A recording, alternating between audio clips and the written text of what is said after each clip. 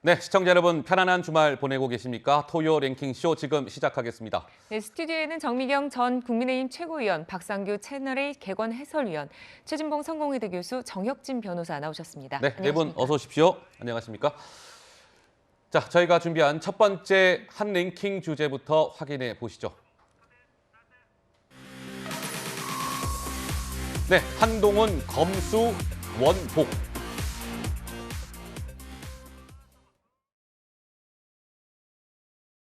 검찰을 두려워해야 할 것은 오직 범죄자뿐입니다. 지난 5년간 무슨 일이 있었길래 이렇게 명분 없는 야반 도주구까지 벌여야 되는지. 저는 이 법이 부패한 정치인이나 부패한 공직자가 처벌을 면하기 위해 만든 법이라고 생각합니다. 부패범죄, 경제범죄 등 대통령령으로 정하는 중요범죄라고 규정하고 있습니다. 부패범죄, 경제범죄 등 바로 이 검수완박 검찰청법 개정 과정에서도 여러 논의 끝에 중이라는 문구를 등으로 환원해서 최종 의결한 점에도 명확히 나타납니다. 두 가지 외 다른 유형의 중요 범죄를 구체화할 수 있는 권한을 명시적으로 대통령령에 위임하고 있습니다. 얼마든지 넓힐 수 있는데 국회 취지를 감안해서 두 개 위주로 가고 그 외에 진짜로 필요한 부분만 최소한으로 붙이겠다.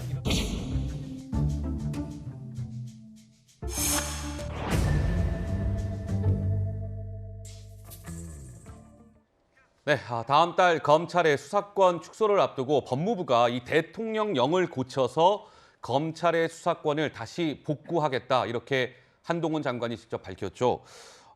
내용은 이런 겁니다. 그래픽 화면을 한번 보시면 본회의 통과하며 수정된 저 한 글자로 검수완박이 무력화되는 것 아닌가 뭐 이런 얘기인데요. 원래 검찰청법 개정안을 보면 원하는 좌측에 있는 걸 보면 부패 범죄와 경제 범죄 중으로 돼 있었어요. 그런데 마지막에 어쨌든 국회를 통과했을 때 그 법에는 부패 범죄와 경제 범죄 중이 아니고 등으로 바뀌어 있습니다. 등. 그래서 저 한 글자가 지금 검수완박 무력화되는 건 아니냐 이런 거죠. 그래서 대통령 시행령을 수정해서 검찰의 수사 권한을 다시 회복시키겠다. 그래서 검수원복이란 얘기가 나오는 것이죠. 그래서 네. 저 부패 범죄와 경제 범죄에 저런 뭐 공직자 범죄, 선거 관련 범죄, 경제 범죄에는 방위사업 범죄 이런 것들을 추가시켜서 원복시키겠다. 우리 또 마침 오늘 정미경 의원께서 나오셨고 또 검사 출신 의원이시니까요. 어떻습니까? 지금 한동훈 장관이 저거 추진하겠다고 나섰어요. 예. 한동훈 장관을 이길 수는 없을 것 같아요. 아, 지금 이길 수 없을 것 같아요. 법적으로는. 야. 그게 왜 그러냐면 이 검수완박 법안이 처음부터 태생적으로 한계를 갖고 태어난 거예요. 그냥 민주당이 이거를 너무나 빨리 밀어붙이다 보니까 네. 법 자체가 어떻게 보면 허접하게 좀 된 면이 있습니다. 어허. 그게 뭐냐면 법률은요. 아무리 시행령에 어떤 식으로든 위임을 한다고 해도 명확성의 원칙을 지켜야 되거든요. 근데 지금 그 법 자체가 너무 명확하지가 않은 거예요. 예를 들면 뭐 경제범죄, 부패범죄 그러면요. 예. 과연 어떤 게 경제범죄고 부패범죄인지에 따라서 이게 달라집니다. 근데 그게 법에는 내용이 적혀져 있질 않잖아요. 그러니까 충분히 한동훈 장관은 그걸 노린 겁니다, 사실은. 그래서 시행령에서 충분히 이걸 다시 재분류할 수가 있는 거죠.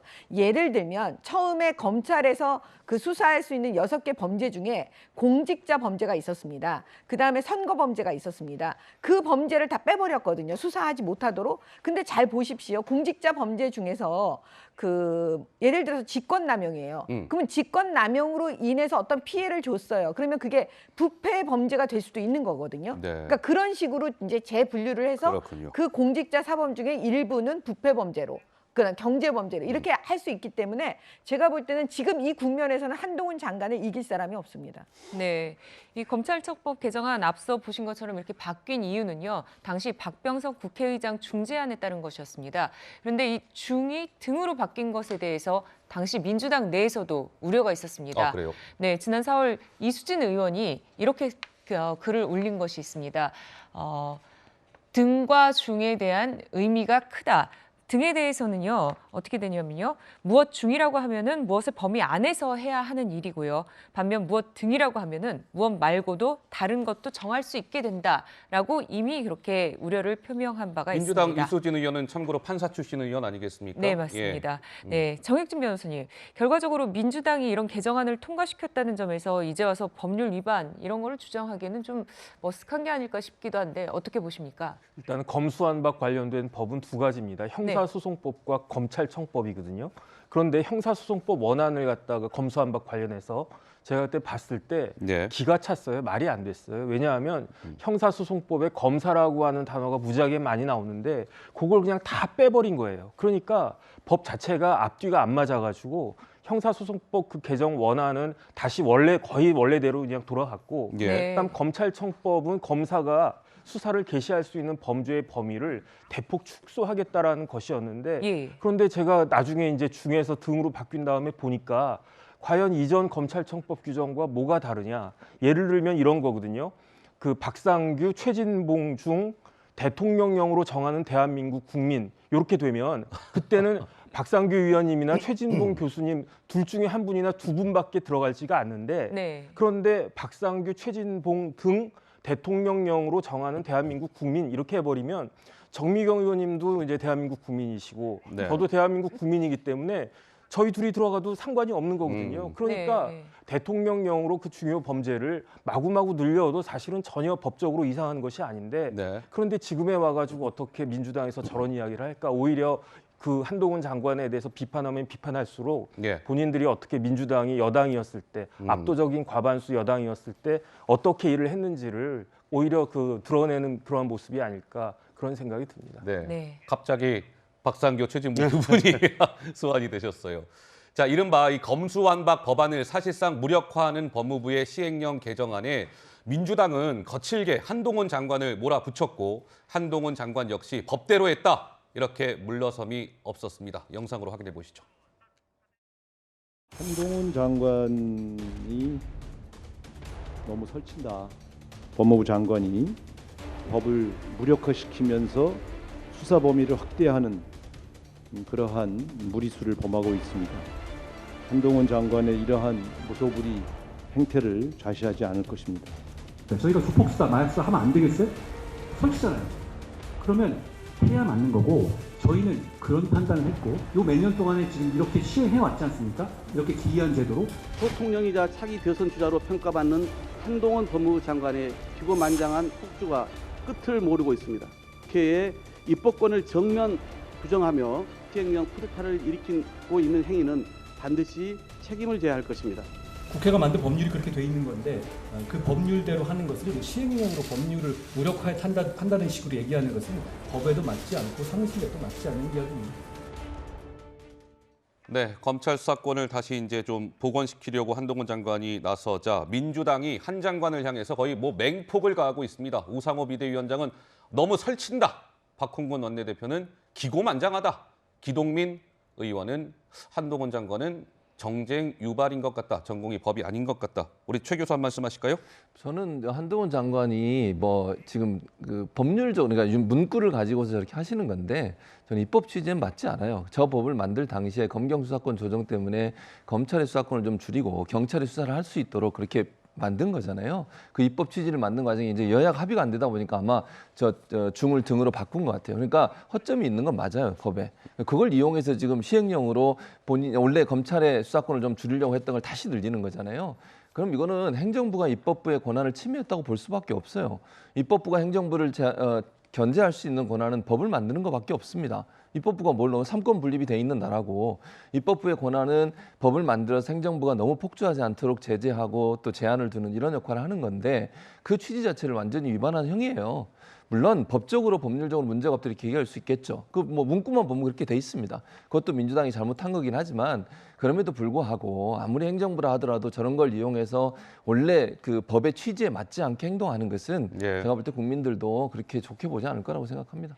네, 상황이 이렇게 되니까는 국회 법사위원인 김남국 의원 검찰청법을 또다시 개정할 수 있다라는 말을 꺼냈습니다. 들어보시죠.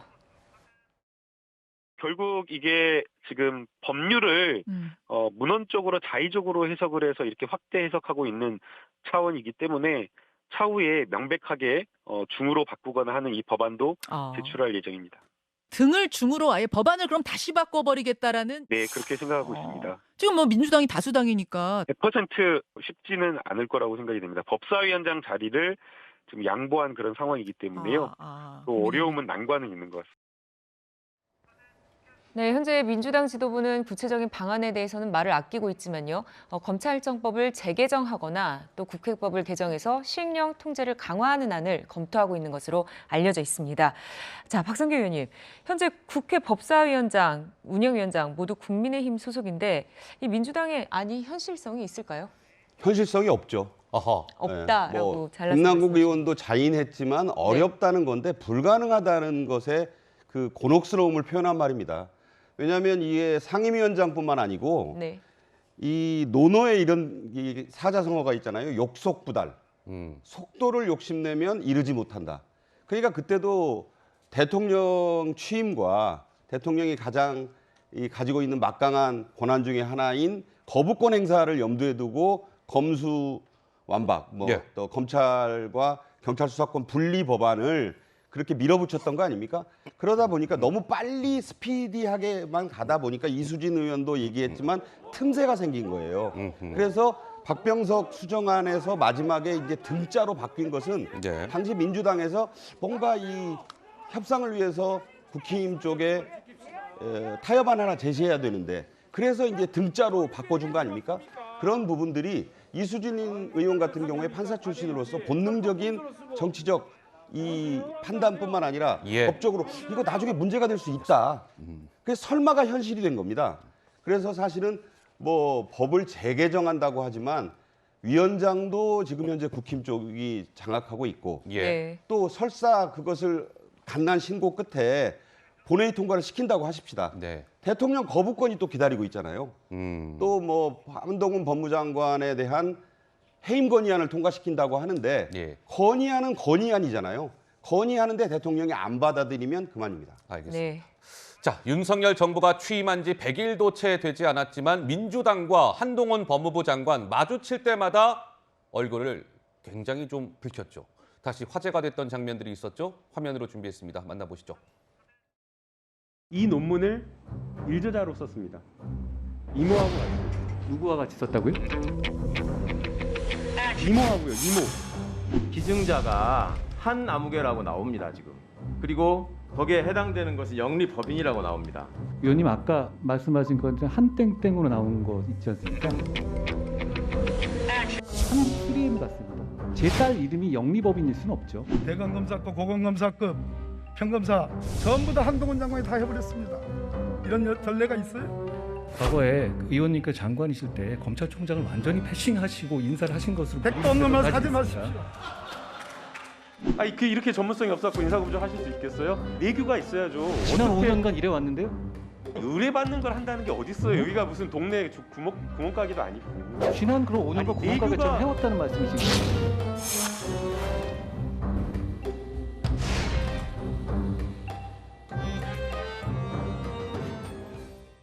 자, 이번이 이제 검찰 수사권을 다시 복원시키는 이것과 관련해서 논란이 커지자 한동훈 법무부 장관이 또 입장문을 어제 추가로 냈습니다. 자, 다수의 힘으로 헌법 절차 무시하고 검수완박 법안을 통과시키려 할 때 중요 범죄 수사를 못하게 하려는 의도와 속마음이었다는 것은 국민들께서 잘 알고 있다라면서 그래픽 좀 넘겨주시죠. 정부가 범죄 대응에 손을 놓고 있으면 오히려 직무유기다. 뭐 서민 괴롭히는 깡패 수사, 마약 밀매 수사, 보이스피싱 수사, 공직 이용한 갑질 수사, 이 무고 수사를 도대체 왜 하지 말아야 하는가라고 또 반문을 했습니다. 어떠세요? 한동훈 장관이 또 어제 추가 입장문까지 저렇게 내놓았네요. 정 의원님. 저는 지금 그 민주당의 그 원내대표, 당대표 이런 분들이 한동훈 장관을 상대로 뭐 기고만장한 폭주, 뭐 무리수 막 이렇게 얘기하고 있잖아요. 근데 검수완박 법안 통과시킬 때 그걸 민주당한테 그대로 돌려드려도 돼요. 그 당시 민주당이 기고만장하게 사실은 다수당의 힘으로 폭주한 거거든요. 그다음에 무리수를 뒀죠. 왜냐하면 검수완박 법안이 지금 헌법재판소에 가 있습니다. 그것 자체로 일단 무리수인 거잖아요. 그러니까 지금 한동훈 장관이 얘기하고 싶은 건 검수완박 법안 그때 당시에 민주당이 했던 그 폭주를 내가 그나마 국민의 입장에서 막고 있는 거다. 예. 그러면서 뭐냐면 핵심은 그거잖아요. 이재명 의원을 비롯해서 민주당 인사들 수사하지 못하도록, 검찰의 수사를 못하도록 지금 검수완박 법안을 만들어 놨으니 나는 국민의 뜻에 받들어 민주당 인사든 누구든 그게 조폭이든 마약사범이든 정치인이든 잘못을 했으면 검찰의 수사를 받아야 된다. 그게 국민의 뜻에 합당하다. 이 얘기 지금 하고 싶은 거 아니겠습니까? 예. 네. 한동훈 장관 어제는 또 브리핑을 통해서 윤석열 대통령 취임 이후 첫 특별 사면에 대한 브리핑을 했습니다. 관심을 모았던 이명박 전 대통령 등 정치인은 포함되지 않았는데요. 사면 분위기 변화를 화면으로 준비했습니다. 20몇 년을 수감 생활을 하게 하는 건 안 맞지 않습니까? 과거의 전례에 비추어서라도. 네. 그 사면 숙고하실 때는 그렇지만 국민 여론 같은 것도 좀 숙고하시는 데 반영될까요? 모든 국정이라고 하는 것은 국민들께서 어떻게 생각하시냐 하는 그런 정서 이런 것들이 다 함께 고려돼야 하지 않겠습니까? 주요 경제인들에 대한 엄선된 사면을 통해서 경제 위기 극복의 효과를 극대화하고자 하였습니다. 정치인과 공직자들은 사면 대상에 포함하지 않았습니다. 네, 정치인에 대한 사면이 최근 지지율에 부담을 느꼈다는 분석도 나오고 또 일각에서는 한동훈 법무부 장관이 반대했었다 이런 얘기도 있는데요. 박상규 의원님 어떤 내용입니까? 한동훈 장관이 반대했다는 게 공표되지는 않았죠. 그러나 이제 여권 내에서 진짜 윤핵관이 누구냐는 논란은 일으켰던 것 같아요. 그러니까 대통령에게 반대 의견을 건의했다는 보도가 나올 정도로 가장 센 윤핵관은 역시 한동훈 장관이 아니었나 하는 그렇게 이번에 판명났다는 보도를 여러 건 봤습니다만 우선 이런 것 같아요. MB가 지금 입원 중이잖아요. 그러니까 사면 복권의 실익이 좀 떨어졌다고 판단하지 않았겠느냐. 여론조사에서 각종 여론조사에서 MB 사면에 대해서는 부정적인 여론이 분명히 많았습니다. 따라서 지금 지지율이 회복했다고는 하나 24~25%를 맴돌고 있는 윤석열 대통령의 국정운영 지지도를 감안해 보면 이런 부정적인 상태에서 이명박 전 대통령의 사면 복권을 밀어붙일 경우에 이것이 실익도 없을 뿐더러 지지율 하락에 더 영향을 줄 수 있다. 또 하나 김경수 전 지사를 패키지로 묶어서 사면할 경우도 생각해 보면 지금 전당대회가 확대명으로 가고 있지 않습니까? 어대명을 넘어서 이런 분위기 속에서 김경수 지사를 사면 복권시켜서 전당대회에 내보낼 수 있는 것도 아니고 역시 실익이 떨어진다. 그렇다면 이 정치인 사면을 차제에 묶어서 성탄절 사면 정도로 넘겨서 분위기를 좀 더 그러니까 내부적으로 국정 동력을 더 끌어올리는 것을 하면서 이것을 좀 시간을 좀 보자. 병원에 계신 분 사면 복권 지금 안 해도 된다 이런 판단이 있었고 이런 모든 것들을 짚어서 건의한 주체가 한동훈 전 장관이라는 그런 보도가 설득력을 얻어가고 있는 분위기입니다. 알겠습니다. 자, 특별 사면 얘기까지 해봤습니다. 저희가 준비한 두 번째 주제로 넘어가 볼까요? 화면으로 만나보시죠. 이재명 당헌 80조. 네, 이재명 방탄용으로 불리는 당헌 80조 개정을 놓고 민주당 내 찬반 논란이 치열합니다. 이런 가운데 사실상 당헌 80조 개정 수순에 들어가는 게 아니냐 이런 시각이 많은데요. 바로 이런 얘기들 때문입니다. 들어보시죠. 여당일 때는 저는 상관이 없는 조항인데 야당이 됐는데 지금 검찰공화국이라고 불릴 정도로 검찰의 예를 들면 지나친 권력 행사가 문제 아닙니까?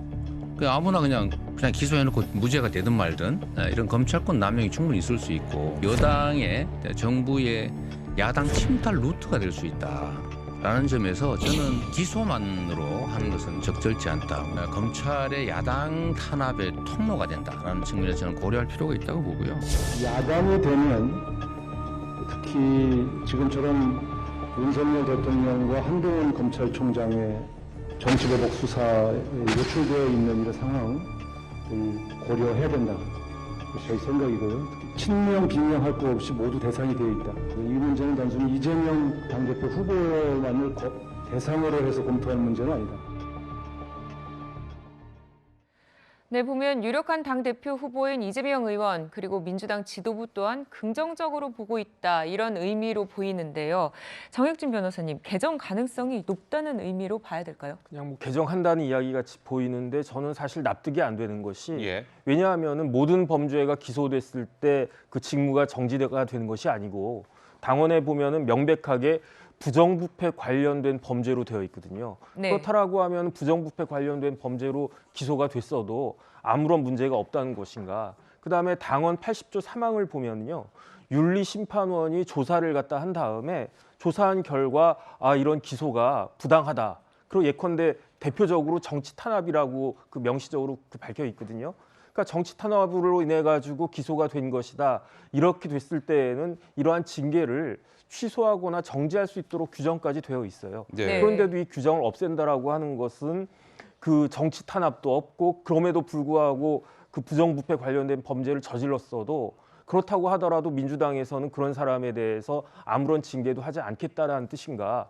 저는 사실은 좀 개인적으로는 이해가 되지 않는 측면이 있다라고 판단이 됩니다. 자, 당헌 80조 그러니까 뭐 부정부패 혐의로 기소가 되면 그 당직자의 직무를 동시에 중지시킨다. 이제 이 당헌을 조금 유연하게 바꿔보겠다. 뭐 이제 이런 거죠. 민주당 내에서 그러한 논란입니다. 그런데 이 당헌 80조 개정과 관련해서 민주당 내에서도 좀 비판의 목소리가 나오고 있습니다. 들어보실까요?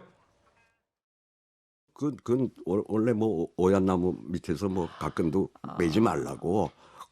왜 지금 손볼 필요는 있는데 지금은 아니다라고.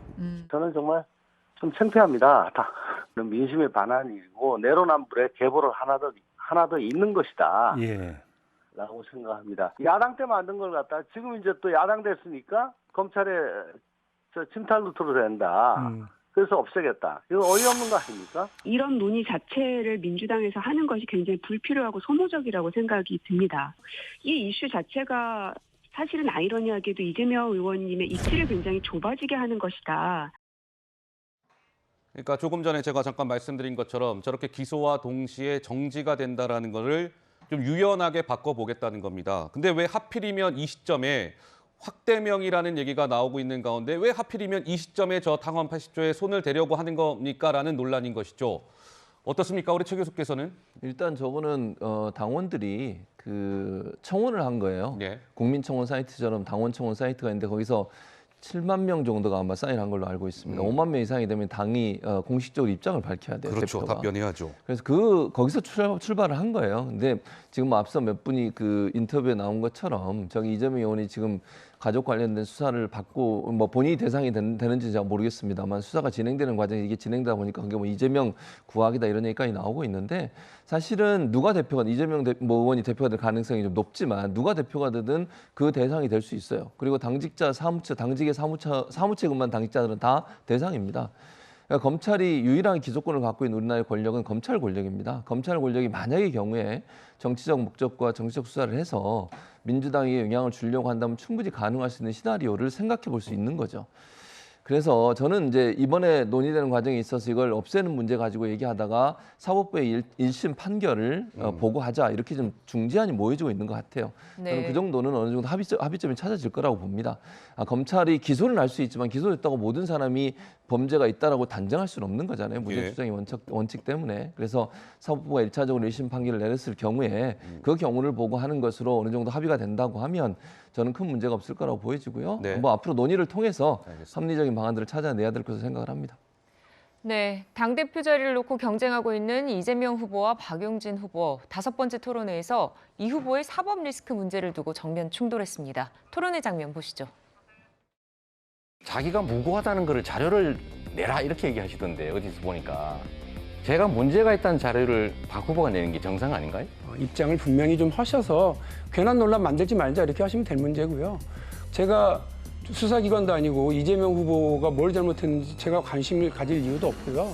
이재명 후보께서 지금 정치 탄압을 당하고 있고 국기문란한 상황이라고 설명을 하셨으니까 우리가 같이 싸우려면 그런 근거와 자료를 주시면 같이 싸우겠다 이런 말씀을 오히려 드리는 거예요. 마녀가 아닌 증거는 동지로서 같이 이야기했으면 좋겠고. 마녀가 아닌 증거가 어디 있습니까 세상에. 마녀인 증거를 본인이 내셔야죠. 마녀라고는 그 수사기관이 하는지 모르겠습니다만 저는 그런 말씀 드린 적 없으니까 오해 없으셨으면 아닌 증거를 내라면 좋겠고요. 그런 건 조심해 주시면 좋겠습니다. 네, 이재명 후보 마녀라는 다소 거친 단어를 쓰면서 불쾌한 감정을 드러냈는데요. 앞서 4차례의 토론회와는 달리 이번에는 표현이 거칠어졌습니다. 정미경 의원님, 이유가 있을까요? 그 이재명 의원의요 특징이 있어요. 어떤 특징입니까? 그 단어를 굉장히 그 다른 보통 정치인들이 쓰지 않는 지옥 뭐 이런 단어도 막 쓰시잖아요. 마녀 뭐 이런 거. 네. 근데 그 제가 봤을 때는 약간 프로그래밍화 해도 괜찮을 정도로 그 언어 구사를 쓰십니다. 예를 들면 이런 거예요. 뭘 탁 물어보면 아, 난 전혀 모르는 사람이다. 이렇게 일단 발뺌을 해요. 근데 이제 뭐가 조금 나오면 그런 말을 할 수 없을 정도가 되면 뭐라 그러냐면 이렇게 얘기해요. 나와는 무관한 일. 이렇게 또 얘기를 해요. 근데 유관한 증거가 또 나타나잖아요. 그러면 아, 난 전혀 나하고는 저는 모르는 일입니다. 이렇게 얘기를 하세요. 그러니까 대부분 뭐냐면 우리가 딱 듣고 있으면 아, 거짓말을 하는 사람의 전형적인 그 작업, 프로그래밍 작업을 시킨다면 그 공식에 맞는 그 툴을 이용해서 하는 것처럼 말씀을 하세요. 예. 그래서 저는 이재명 의원이 지금 그 당내의 당대표 선거잖아요. 동료 의원 후보하고 지금 얘기하고 있는 거잖아요. 아, 저럴 때도 지난번 대선 때 그 국민의힘 후보하고 싸울 때처럼 어떻게 보면 똑같은 방식으로 얘기를 하고 있구나. 자기 가족하고 얘기할 때도. 예. 그냥 그런 느낌이 들었어요. 예. 자, 뭐 이런 상황에서 그 이른바 민형배 의원의 복당 문제 또한 민주당 내 논란거리 중 하나입니다. 검수완박 법안 통과할 때 민형배 의원이 민주당을 꼼수 탈당한 거 아니냐, 위장 탈당한 거 아니냐 이런 논란인 것이죠. 이 민형배 의원의 복당에 대해서 이재명 후보는 이렇게 얘기했습니다. 들어보실까요? 우리 당원분들께서는 많이 희생이다 이렇게 봐주시는 것 같고 또 집권 여당 쪽 지지하시는 분들은 저거 꼼수다 이렇게 보는 경향이 많고 저는 당이 책임질 일이라면 특정한 조치를 하든지 해야지 그걸 개인에게 그 책임을 전부 떠넘기는 것은 온당치 않다. 그러나 저는 민형배 의원이 개인의 이익을 위해서 한 일이 아니라고 보기 때문에 저는 충분히 긍정적으로 검토할 만하다라고 생각하죠. 자, 이 민형배 의원을 다시 민주당으로 품어야 된다, 복당시켜야 된다 이런 요구가 그 민주당 또 그 청원 시스템에 그 게시판에 또 올라왔다는 거예요. 그 글이. 그런데 이재명 후보가 민형배 복당 긍정 검토 발언이 나온 바로 그 다음 날 10일에 그 청원 글이 게시가 됐다는 거죠. 지금 4,290명 정도가 동의를 했다네요. 네. 정혁진 변호사 한 말씀 하실까요? 일단은 탈당한 지 얼마나 되셨다고 벌써 복당 이야기가 나오고 단순한 이야기를 떠나가지고 아주 구체화되고 있는 그러한 모습을 보면은 네. 이게 위장 탈당이라고 하는 것이 추정이 되는 것이 아닌가 저는 그런 생각이 들고요. 그다음에 저 좀 황당한 것은 도대체 저렇게 위장 탈당까지 해가지고 무슨 일을 한 건가. 결국은 그 중요 범죄 6개를 2개로 줄이면서 등이란 표현을 썼기 때문에 실질적으로 똑같은 내용으로 된 것이고 오히려 그 대통령령을 통해 가지고 오히려 더 많은 그 범죄 수사를 검사들이 할 수 있는 민주당이 생각했던 것과 정반대의 결과가 나온 것이 아닌가. 그렇기 때문에 조금 전에 박상규 위원님께서도 말씀하셨던 것처럼 이게 문재인 대통령 임기 중에 반드시 해야 된다. 왜냐하면은 이제 윤석열 대통령이 취임하고 나면 거부권이 행사가 될 수 있으니까 거기에만 시점에만 너무 천착해가지고 그 중요한 내용들에 대해서는 제대로 된 검토가 없었다라고 하는 것이 이게 반증되는 것이기 때문에 뭐 어찌됐든지 간에 뭐 결과적으로 이렇게 됐으니까 다시 복당을 하셔도 뭐 큰 문제는 없지 않을까 저는 그런 생각이 듭니다. 왜냐하면 검수완박 자체가 지금 굉장히 난항에 그 봉착하게 된 것이 아닌가 그런 생각이 들기 때문에요. 네, 이런 상황에서 민주당 내 친명 비명 충돌이 점차 격돌되는 모습입니다. 그런데 여기 또 민주당 강령에서 문정부 시절 추진했던 핵심 경제 정책들을 삭제하자는 의견이 나오고 있습니다. 소득 주도 성장, 이것을 포용 성장으로 수정을 하고요. 1가구 1주택을 표현을 삭제하겠다. 이런 정부 정책 기조였던 것들을 없애자. 이런 얘기들이 나오고 있는데요. 박상규 의원께 여쭤볼게요. 결국 문재인 지우기로 가려는 걸까요?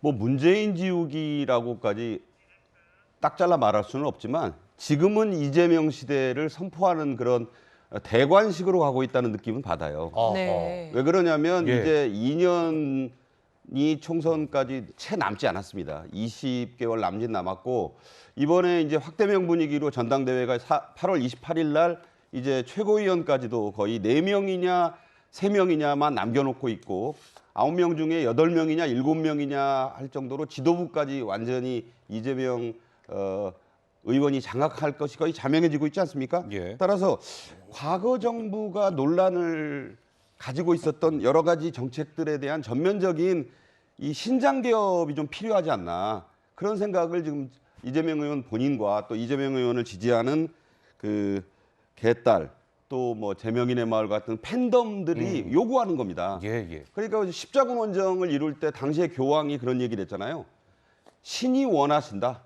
이것을 좀 강하게 느꼈어요. 네. 그것과 비교될 정도는 아니지만 결국 70% 이상의 압도적인 지지로 당을 장악하게 되면 그 당을 둘러싸고 있는 캐치프레이즈도 본인 것으로 바꿔야 된다는 필요성이 있습니다. 네. 소주성이라든가 일가구 1주택 같은 경우는 사실 인기도 없다는 그런 네. 실익도 있고요. 그래서 기준소득이라든가 본인의 그 직접 민주주의적인 요소를 많이 집어넣으려는 사실상의 새시대 선포를 위한 정지 작업이 이루어지고 있지 않나 저는 그런 생각이 듭니다. 자, 민주당 지금 전당대회가 진행이 되고 있습니다. 8월 28일에 이제 대표가 뽑히죠. 대표만 뽑히는 게 아니라 최고위원들까지 뽑힙니다. 한번 보시죠, 화면. 자, 그런데 지금 민주당에서 이제 이런 이게 포스터라고 해야 될지 모르겠으나 이런 게 있다는 거예요. 지금 당대표 후보자는 3명이 있는데 박용진, 그다음에 강훈식 그 후보들에는 수박이 얹어져 있습니다. 수박. 네. 민주당 내에서 겉은 파랗고 속은 빨간 국민의힘 인사 아닙니까? 이럴 때 쓰는 그 수박. 그리고 최고위원 후보자들에서는 아까 보시면 장경태, 서영교, 박찬대, 정청래 이 인물들은 그대로 있어요. 친이재명계. 그런데 비명계로 불리우는 사람들 얼굴에는 역시 뭐가 얹어져 있다? 수박이 얹어져 있습니다. 수박. 그런데 화면 좀 돌려주세요. 자, 지금 민주당 내에서 이런 얘기가 나온다는 거예요. 어차피 대표는 이제 확대명 기류고 최고위원을 5명을 뽑는데 5명 중에 지금 4명이 친이재명계입니다. 정청래, 박찬대, 장경태, 서영교, 친명계. 비명은 고민정 하나예요. 그런데 5위하고 지금 6위 차이를 한번 보세요. 1.26%포인트 차이밖에 안 납니다. 네. 윤영찬 의원은 참고로 비명계잖아요. 그러니까 민주당에서는 이러다가 이거 서영교가 윤영찬한테 역전당하겠는데 서영교한테 힘을 주십시오. 이런 얘기가 나온다는 거예요.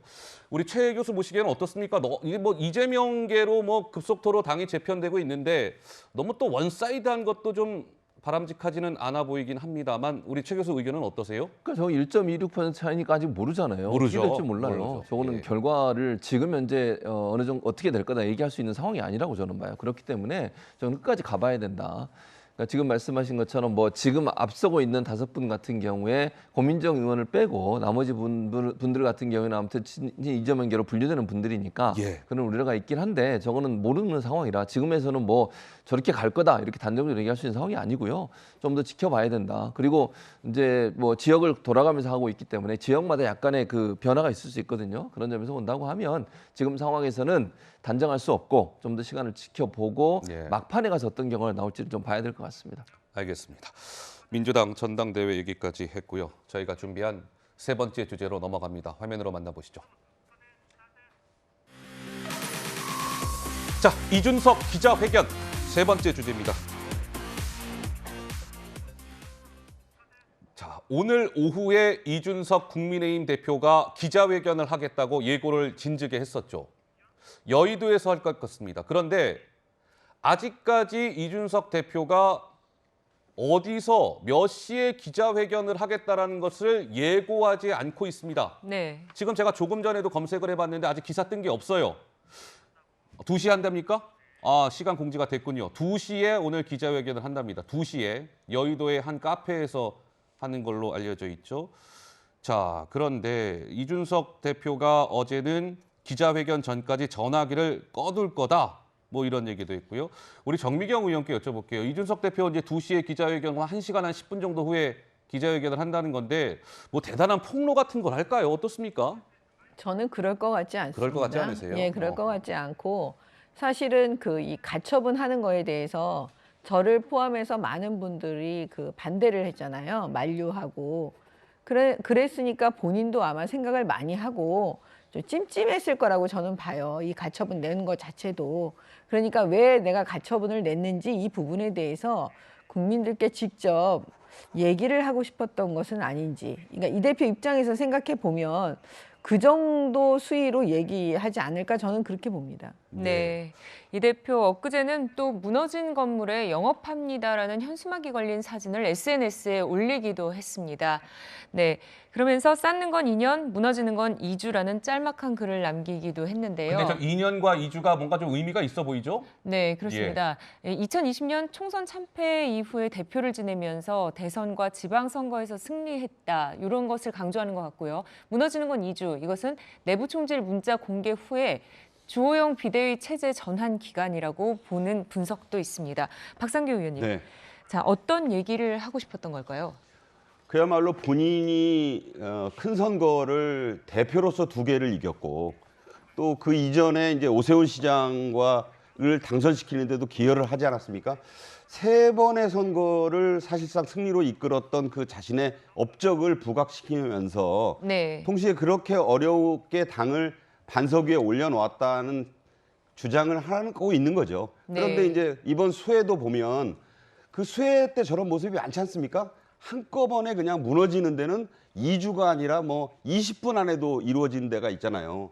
이제 그런 것들을 극명하게 이 재난 현재의 상황, 수해 상황과도 대비시키면서 네. 본인으로서는 이제 지지층을 향해서 또 중도 무당파들을 향해서 또 자신들을 아직도 자기를 지지하고 있다고 생각하는 보수층을 향해서 네. 억울하다. 억울하다. 이거를 호소하는 상징적인 저런데 굉장히 이 대표가 능해요. 예. 이미지와 어떤 짧은 메시지를 통해서 강렬한 인상을 주는 거죠. 예. 나는 억울하다. 네. 그러니까요. 지금 뭐 좀 자막에 좀 전에 나왔는데 오늘 이제 이준석 대표가 조금 전에 한 유튜브에 출연을 해서 오늘 2시에 기자회견을 하겠다라고 예고했고 많은 말을 할 거다. 기자회견 때 많은 말을 할 거다라고 얘기를 했답니다.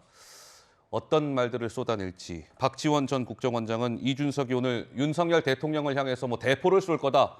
뭐 이렇게 얘기까지 했던데 2시 기자회견이 좀 주목이 되고요. 자, 이런 가운데 주호영 비대위원장이 이준석 대표 관련된 질문을 받으면 요즘에 좀 민감하게 반응을 하는 것 같습니다. 주호영 비대위원장의 목소리가 준비되어 있습니다. 들어보실까요? 빠른 시간 안에 이준석 대표께 연락을 드려서 만나고 싶습니다.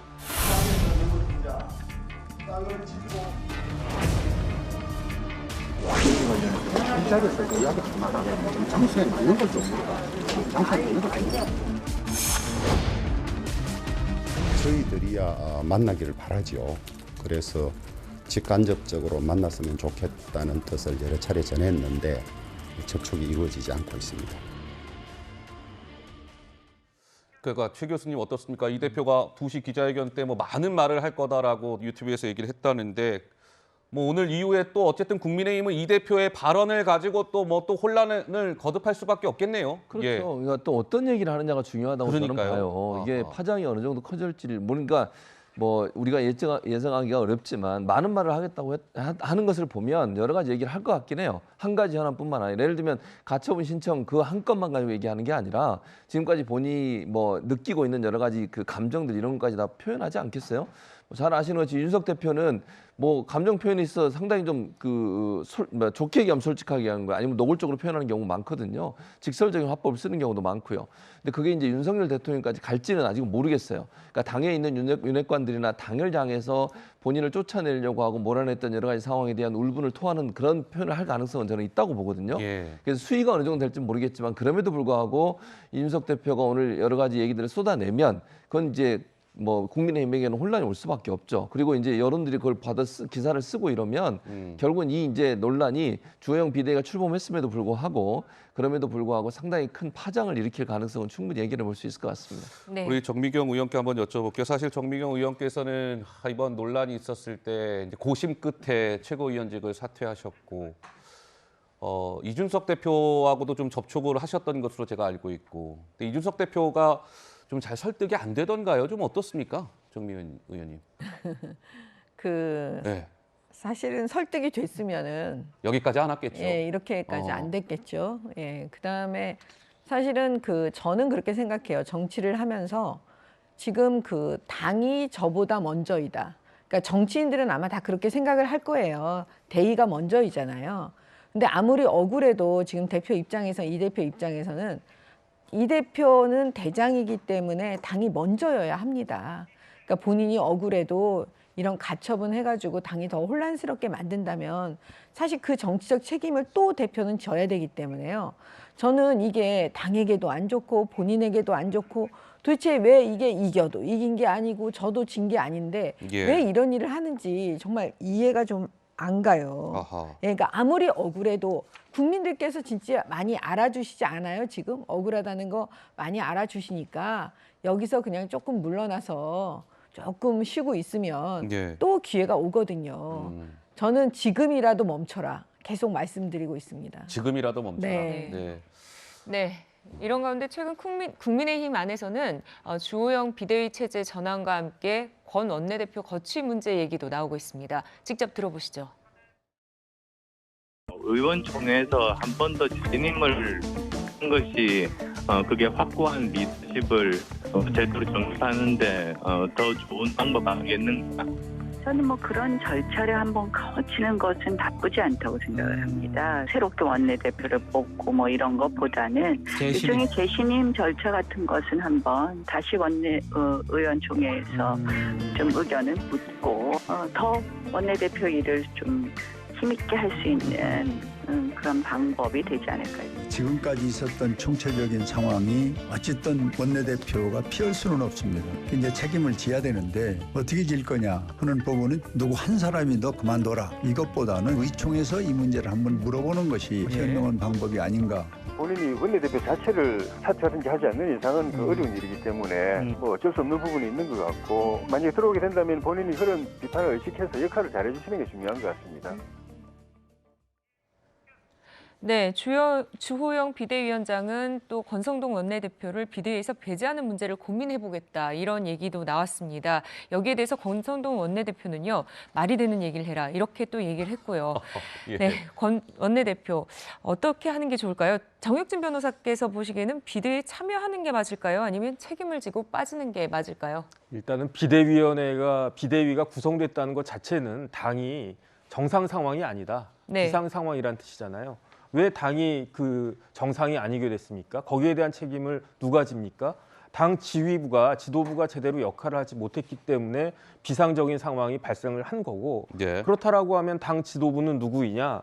보면은 당대표, 원내대표, 정책위 의장 그리고 최고위원들이거든요. 근데 당대표는 비대위원장으로 대체되고 최고위원들은 비대위원으로 대체가 되는데 그런데 원내대표하고 정책위 의장은 그대로 그 자리에 남아있다? 이게 좀 정상적인 상황인가 하는 생각이 들고요. 더군다나 누구보다도 권 원내대표는 여러 번 실수를 했잖아요. 한두 번도 아니고 여러 번 실수를 갖다가 했고 그다음 무엇보다도 이런 비상 상황이 초래되는 것에 대해서 직접적인 원인 제공자가 누구냐. 그 권 대표 아니었겠습니까? 그다음에 그런 것들이 쌓여가지고 제가 봤을 때 지금 여당이나 대통령 지지율이 이렇게까지 떨어진 것에 대해서 상당한 책임을 부담해야 될 사람 중에 한 분이 아닌가라고 저는 생각을 하는데 그럼에도 불구하고 저렇게 자리에 연연하는 모습을 보여주는 것이 저는 사실 조금 납득이 되지 않는다 이렇게 정혁진 변호사께서는 권성동 원내대표가 비대위에서 이제 빠져야 된다 이런 의견을 주셨고 근데 권 원내대표는 아까 하댕커 설명대로 질문 나오자 말이 되는 소리를 해라 약간 좀 신경질적인 반응을 보였다고 하는데 최종 판단이 어떻게 내려질지 지켜보도록 하고요. 이준석 키즈로 불리는 박민영 국민의힘 대변인이 용산 대통령실 5급 행정관으로 이제 다음 주 화요일부터 근무를 하게 되는데 이 박민영 대변인이 극우 성향의 인터넷 커뮤니티에 어떤 표현을 쓴 거를 두고 지금 논란이 좀 일고 있습니다. 박민영 대변인은 이렇게 해명을 하고 있죠. 먼저 듣고 오시죠. 과거에 극우 일베에서 쓰는 표현을 온라인에 혹시 쓰신 거 아니냐 이런 논란들이 밤사이 있었습니다. 이게 실명이 나오지 않는 커뮤니티의 과거의 글을 가지고 일단은 문제 제기하는 건 부적절하다고 생각을 하는데 저도 지금 알아보고 있는 상황입니다. 일단 제가 과거에 좀 그런 계정들을 좀 가족끼리 어릴 때부터 공유를 해왔었거든요. 그래서 이 2살 터울 동생이 이제 몇몇 게시글을 작성했다라고 제가 이야기를 전해 듣고 좀 삭제 조치를 해달라고 요구를 했었는데요. 그래서 근데 그 외에 사실 뭐 너무 낭설들도 많아서 제가 일일이 다 대응하기는 어려운 상황입니다. 그러니까 이제 극우 성향의 그 커뮤니티에서 박 대변인의 그 아이디로 뭐 전라도 비하 그리고 노무현 전 대통령을 폄훼하는 표현을 사용했다. 이제 이런 의혹이 제기가 된 거죠. 네, 박민영 대변인은 그게 내 아이디는 맞는데요. 내가 쓴 게 아니라 내 아이디로 내 동생이 저런 걸 쓴 거예요. 이렇게 지금 해명을 하고 있습니다. 대통령실에서는 박 대변인의 설명을 좀 더 들어보겠다라고 얘기했는데 민주당의 김남국 의원은 또 가만히 있지 않았어요. 아니 내 살다 커뮤니티 아이디를 가족과 공유한다는 건 처음 들어본다라고 또 직격을 했습니다. 최 교수 보시기에는 이번 이게 대통령실 임명에 좀 빨간불이 켜질까요? 임명이 안 될까요? 아니면 임명이 좀 강행될 거라고 보십니까? 어떠세요? 뭐 지금 상황으로 보면 임명이 강행될 가능성이 높다고 보는데요. 근데 그걸 심각하게 좀 보셔야 될 것 같아요. 그러니까 이 대통령실에서 왜냐하면 만약에 임명을 강행했는데 나중에 추후에 이런 문제가 발견이 되잖아요. 지금은 본인은 아니라고 주장을 하고 동생이 썼다고 하지만 그거는 확인하기가 어렵잖아요. 동생하고 가족 간의 관계이기 때문에 그렇게 뭐 책임을 동생한테 넘겨버리면 이거는 확인이 좀 어려운 부분이 있어요. 그런데 만약에 이걸로 끝나지 않고 또 다른 문제가 발생하게 되면 대통령실은 엄청난 부담을 안게 됩니다. 그래서 저는 좀 신중하게 접근할 필요가 있다. 이런 문제가 왜냐하면 지난번에도 극우 유튜버 문제도 있었고요. 극우 유튜버에 누나 되시는 분이 그 부분에다가 논란이 돼가지고 사퇴한 일도 있었고 이런 문제 때문에 대통령실의 이미지가 안 좋아지고 있어요. 지지율도 떨어지고. 그런데 문제가 있는 지금 문제가 불거졌고 이게 확실히 확인되지 않은 상태에서 이걸 강행했을 경우에는 대통령실에 상당히 큰 부담이 될 수 있다. 그러니까 저는 이렇게 생각합니다. 뭐 정말 박민영 대변인이라는 사람이 갖고 있는 능력, 그 능력을 어느 누구도 대체할 수 없는 사람이라면 그 강행하는 게 어느 정도 이해가 되지만 그게 아니라고 하면 가능한 한 논란이 있는 사람보다는 그냥 국민들이 볼 때 상식에서는 이해 가능한 분으로 하는 것이 저는 맞다고 생각해요. 괜히 무리수를 뒀다가 그것 때문에 더 큰 화를 부를 수 있다는 점을 대통령실은 기억했으면 좋겠습니다. 알겠습니다. 자, 박민영 대변인 얘기까지 해봤습니다. 저희가 준비한 네 번째 주제입니다. 화면으로 만나보시죠. 윤석열 인적 쇄신.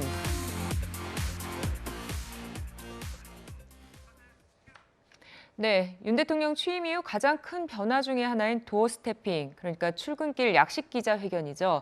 이 도어 스태핑이 대국민 소통 창구 역할을 한다는 평가도 있었지만 정제되지 않은 발언들로 논란이 되기도 했습니다. 그래서인지 윤 대통령이 이제는 조금 달라진 모습을 보였습니다. 영상 보시죠.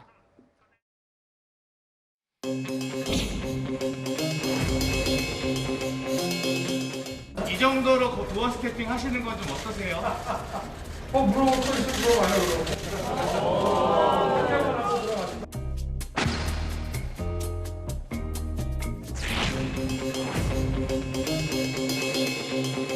부산 관측일에 최대 규모의 집중호우로 많은 국민들께서 고통과 피해를 당하셨습니다. 정부는 국민들이 빠르게 일상으로 회복할 수 있도록 피해 지원과 응급 복구에 만전을 다할 것이고 여러 가지 이런 방지 대책을 근본적으로 강구할 생각입니다. 미국과 중국에 대한 우리 대한민국의 외교의 그 원칙은 무엇이라고 좀 말씀하신 부분이 있으신지. 경제인 사면에는 반감을 두시고 정치인은 배제라는 관측이 나오는데.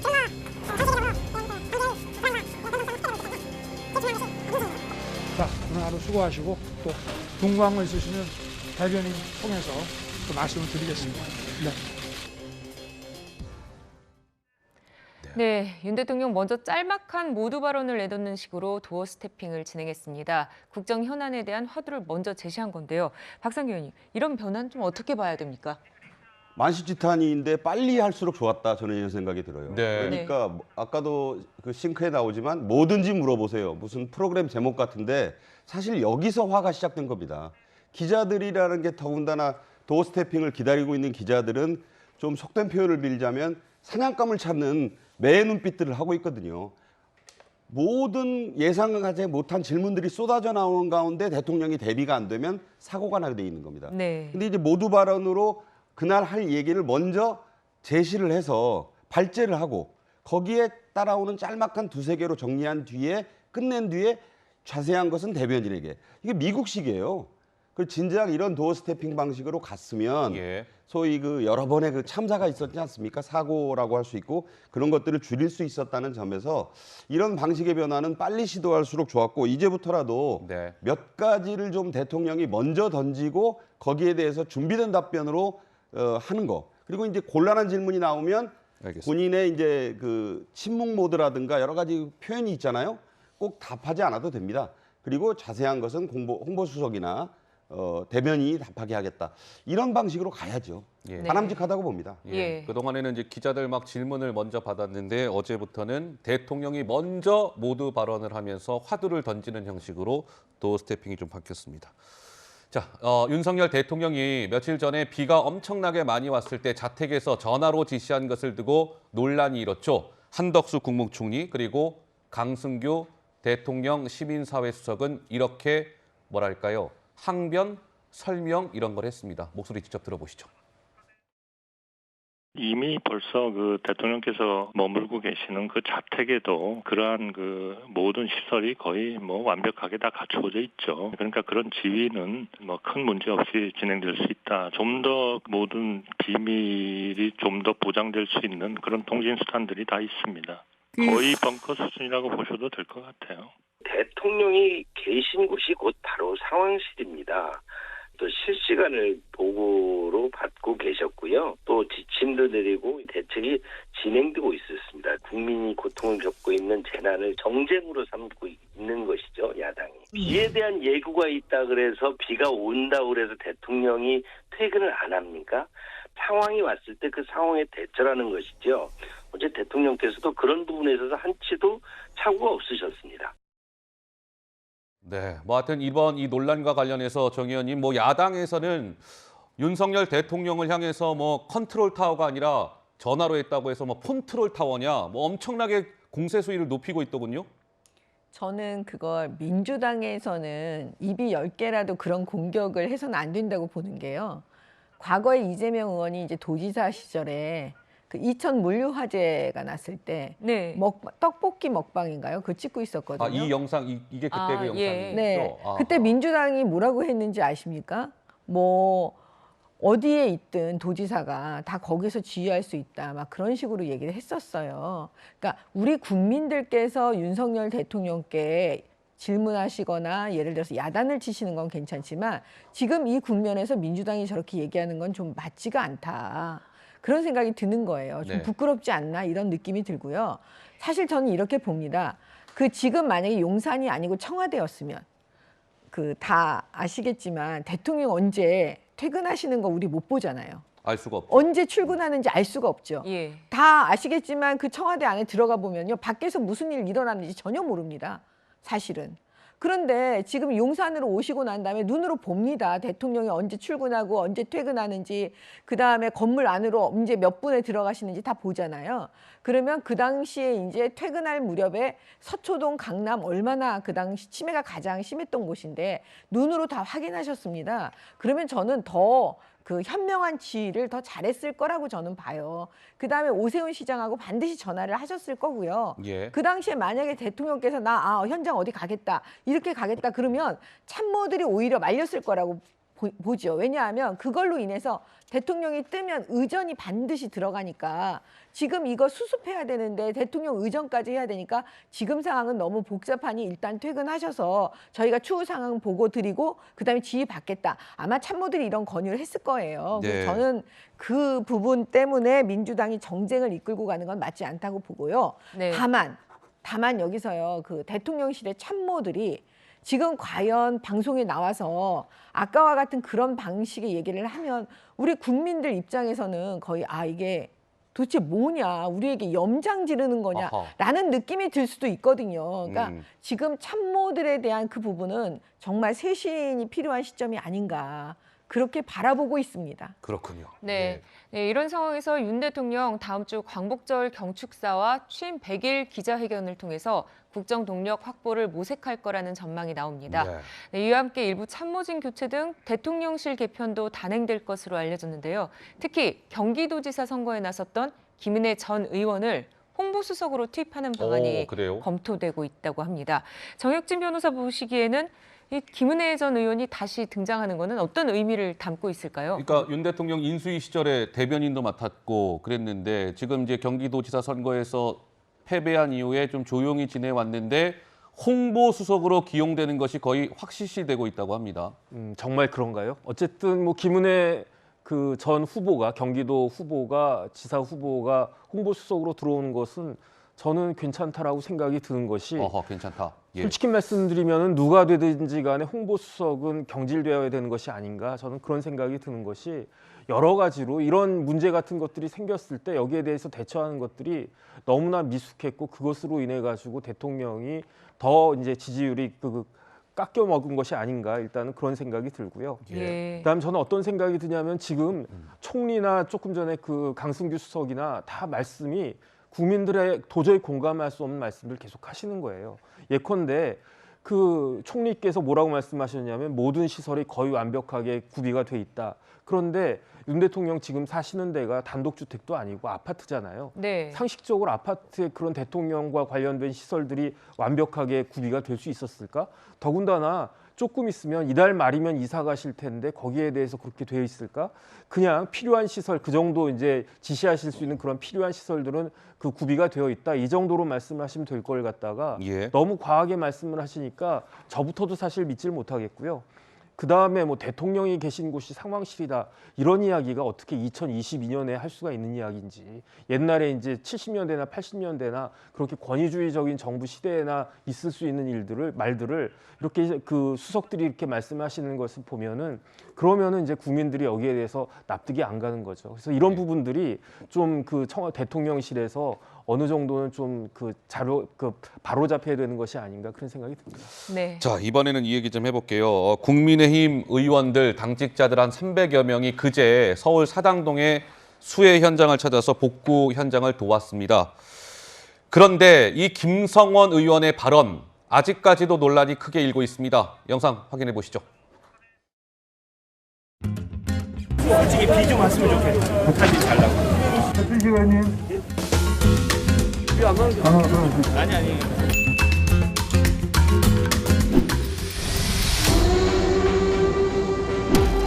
존경하는 국민 여러분, 죄송합니다. 정말 죄송합니다. 저 자신이 너무나 부끄럽고 참담한 심정입니다. 다시 한번 무릎 꿇고 사죄드립니다. 저의 경솔한 말로 인해 상처를 받고 또 분노를 느꼈을 국민들께 평생을 반성하고 속죄하겠습니다. 정말 죄송합니다. 책임을 통감합니다. 다시 한번 국민 여러분 앞에 사죄드립니다.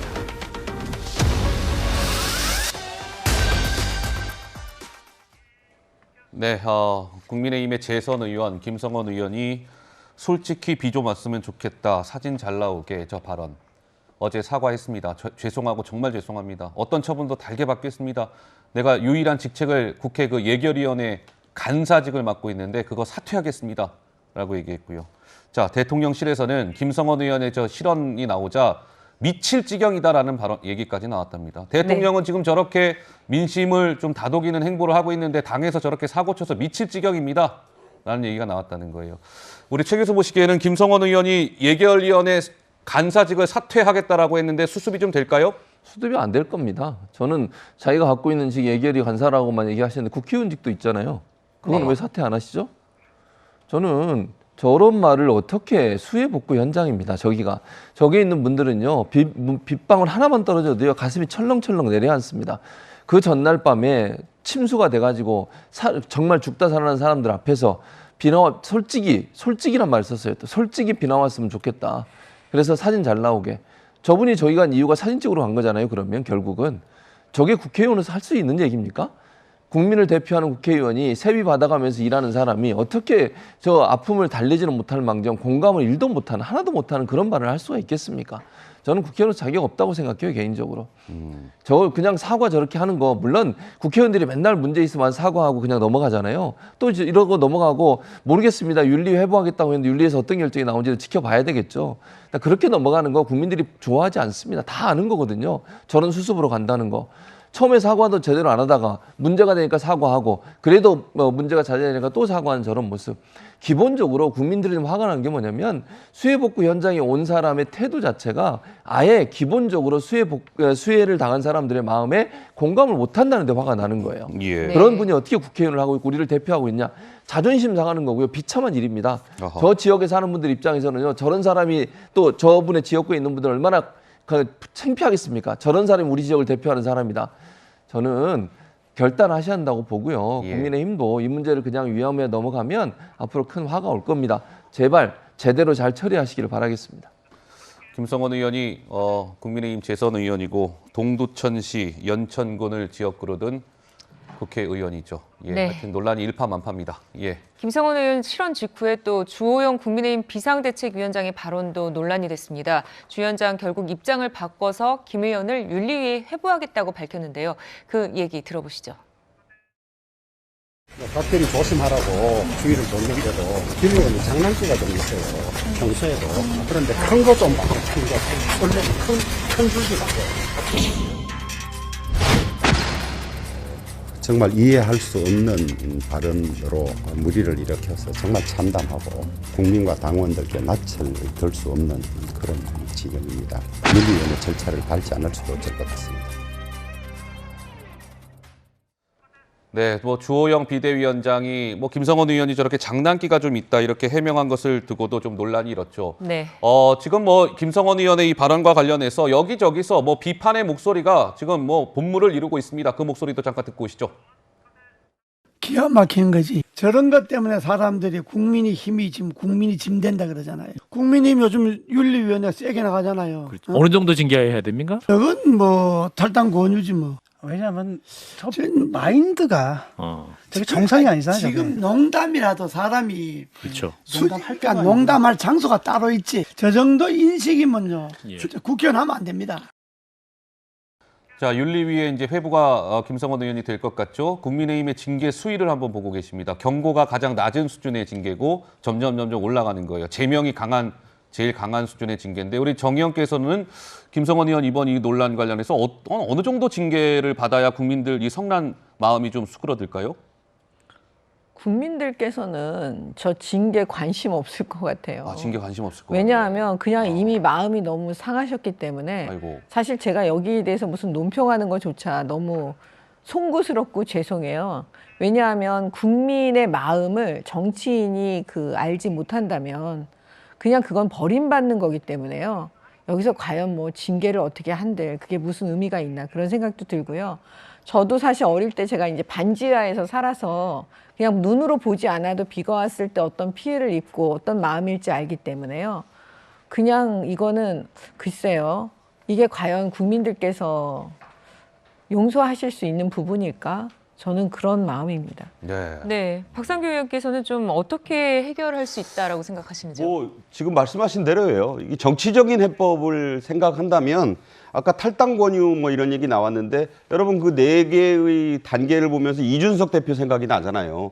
이준석 대표 조금 있으면 기자회견 한다는데 당원권 정지 6개월이었거든요. 그럼 국민들은 생각해 보는 거예요. 과연 이번에 김성원 의원은 어디에 해당할까? 네. 본인들의 마음에 점을 찍고 있을 겁니다. 그런데 정치인이라면 본인이 당과 자신의 발언에 대한 저는 사실 저 아까 그 사과문 발표할 때 사죄 죄송을 6번 얘기하던데 무릎 꿇고 사죄할 때 저는 진짜 무릎 꿇을 줄 알았어요. 근데 입으로만 무릎을 꿇더라고요. 그래서 너무 김 의원만 몰아친다는 생각이 들 수도 있지만 저런 사죄로는 안 됩니다. 그래서 국민의힘에서도 이걸 윤리위 절차를 밟는다 그러는데 밟고 어쩌고 하는 거에 대해서 정치인들의 자기들 당내에서의 그런 프로세스에 대해서 국민들은 이미 관심이 없다. 이미 마음이 떠났다. 따라서 지지율을 생각하는 정당이고 뭔가 국정 동력을 되살리려는 정당이라면 읍참마속은 이럴 때 쓰는 말입니다. 근데 과연 울면서 베는 게 아니라 이건 빨리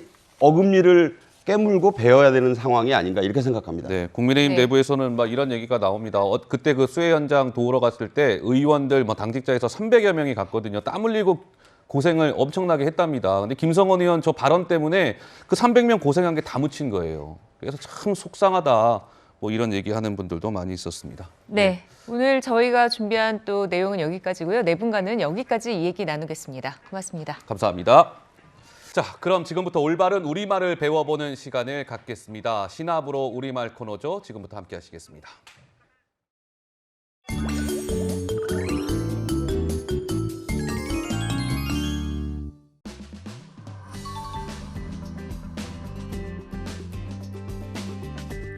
재경 씨, 요즘 운전면허 시험 준비하고 있다면서요? 아, 맞아요. 요즘 운전 필요성 느껴서 드디어 좀 결심했어요.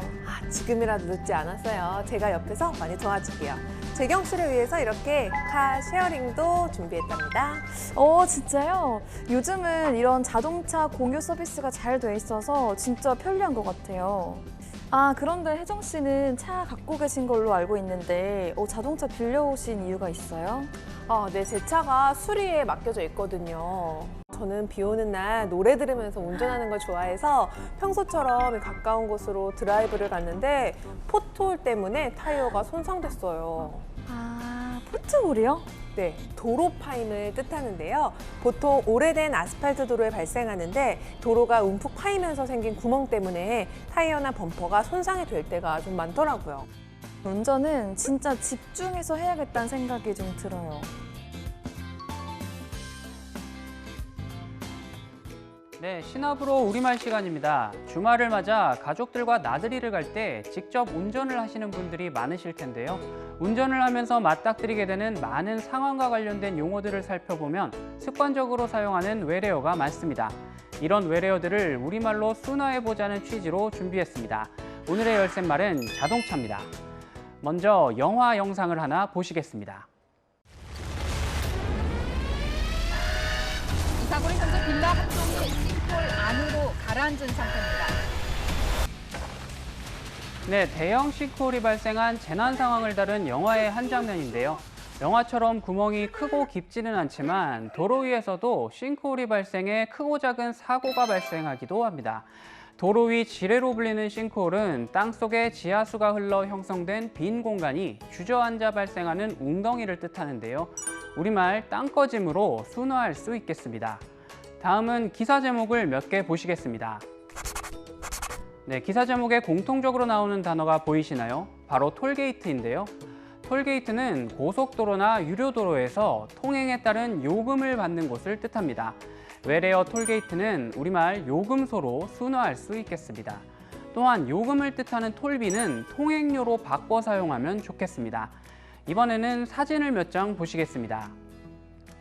도로 표면에 검은색으로 길게 그려져 있는 흔적들, 주로 자동차가 급정거하는 과정에서 발생하는 흔적들인데요. 교통사고 원인 규명을 위해 사용되기도 하는 이런 흔적들을 흔히 스키드마크라고 부릅니다. 우리 국립국어원은 외래어 스키드마크를 다듬은 말로 타이어 밀린 자국을 권장하고 있습니다. 외래어여서 알쏭달쏭한 운전과 관련된 용어들, 우리말로 바꾸면 모두가 더 쉽게 이해할 수 있습니다. 지금까지 신압으로 우리말이었습니다. 네, 토요 랭킹쇼 오늘 준비한 소식은 여기까지입니다. 다음 주 토요일에 다시 찾아오겠습니다. 시청해주신 여러분 고맙습니다.